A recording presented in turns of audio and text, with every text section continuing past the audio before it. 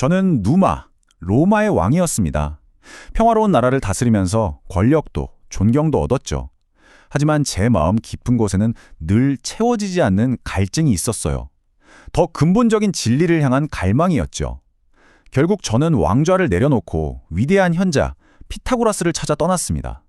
그리고 그 여정은 제 삶과 죽음, 아니 우주 전체를 보는 관점을 완전히 뒤바꿔 놓았습니다.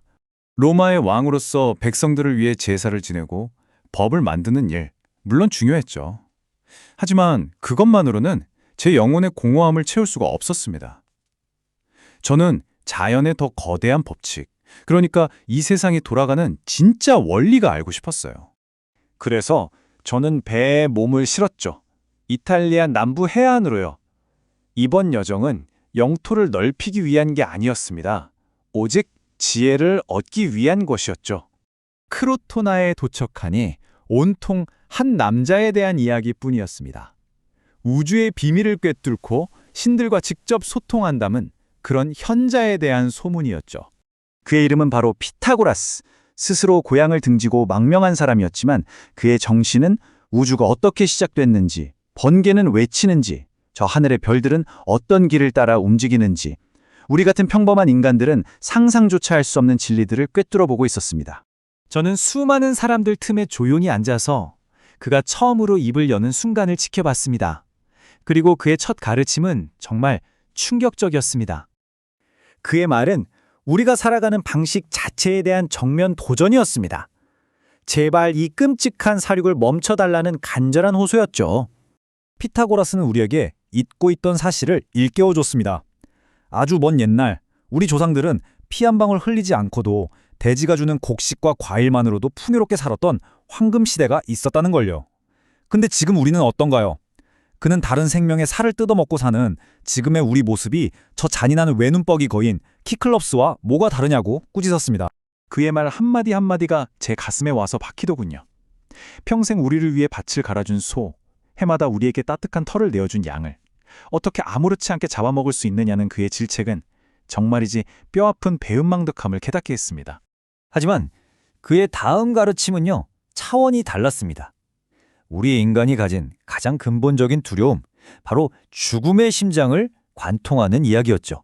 그는 죽음이 끝이 아니라고 했습니다. 우리의 영혼은 절대 죽지 않고 마치 낡은 집에서 새 집으로 이사가는 것처럼 이 몸에서 저 몸으로 계속 옮겨 다닌다는 거죠. 그게 인간의 몸일 수도 있고 짐승의 몸일 수도 있다는 그의 설명은 우리가 다른 생명을 존중해야 하는 더 깊은 이유를 알려주었습니다. 심지어 자기는 전생을 기억한다고까지 했어요. 믿어지세요? 아주 먼 옛날 트로이 전쟁에서 싸웠던 에우포르부스라는 전사가 바로 자기 자신이었다고요. 아르고스의 한 신전에서 전생에 자신이 쓰던 방패를 직접 알아봤다는 그의 이야기는 그 믿기 힘든 윤회라는 개념을 제게 너무나 생생한 현실로 느끼게 만들었습니다. 그리고 마침내 모든 걸 하나로 꿰뚫는 제가 그토록 찾아 헤맸던 모든 변신 이야기의 핵심 철학이 모습을 드러냈습니다. 그는 딱 한마디를 던졌습니다. 쿤쿠타 플루운트. 모든 것은 흐른다.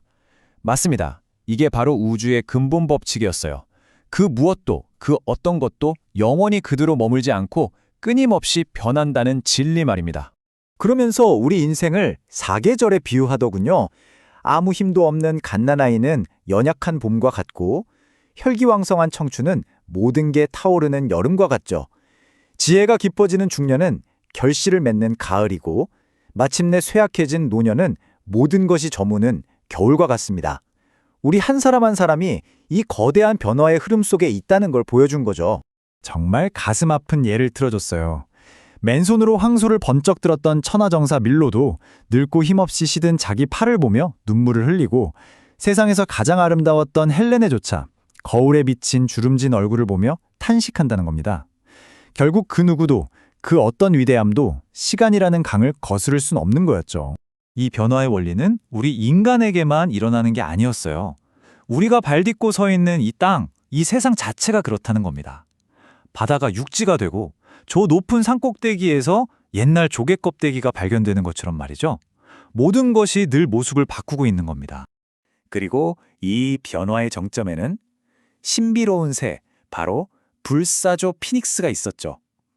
스스로 향기로운 장작더미를 쌓아 불타오른 뒤 그 잿더미 속에서 다시 태어나 또다시 500년을 사는 존재. 그야말로 변신의 가장 궁극적인 상징 아니겠습니까? 이 거대한 법칙 앞에서는요, 그 어떤 위대한 제국도 버틸 수가 없었습니다. 한때 세상을 호령했던 트로이, 스파르타, 미케네, 이제는 다 폐허로 남아 옛 이야기 속에서나 그 영광을 찾을 수 있을 뿐입니다. 모든 것은 파도처럼 일어났다가 결국에는 사라져가는 운명인 거죠. 이야기의 끝에서 그는 마침내 시선을 미래로, 그리고 바로 제 고향 로마로 돌렸습니다. 그는 말했습니다.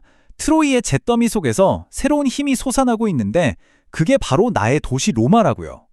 모든 것이 변하는 이 거대한 흐름 속에서 이제는 로마가 그 파도를 탈 차례라는 그런 예언이었습니다.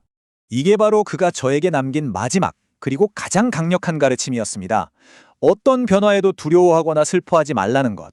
우리의 본질인 영혼은 영원하니 잃는 것은 아무것도 없고 오직 모습이 바뀔 뿐이라고요. 저는 이 엄청난 지혜를 안고 로마로 돌아왔죠. 그런데 마음 한구석에서 질문 하나가 떠나질 않는 겁니다. 모든 것이 변하고 흐른다면 대체 그 어떤 것이 진정한 불멸에 이를 수 있다는 말인가? 바로 이 질문에 대한 답이 변신 이야기의 대미를 장식하게 될 겁니다. 다음 시간에는 마침내 카이사르가 별이 되는 이야기, 그리고 시인 오비디우스 자신이 시를 통해 어떻게 영원한 생명을 얻으려 했는지 그 마지막 이야기로 이 긴 여정을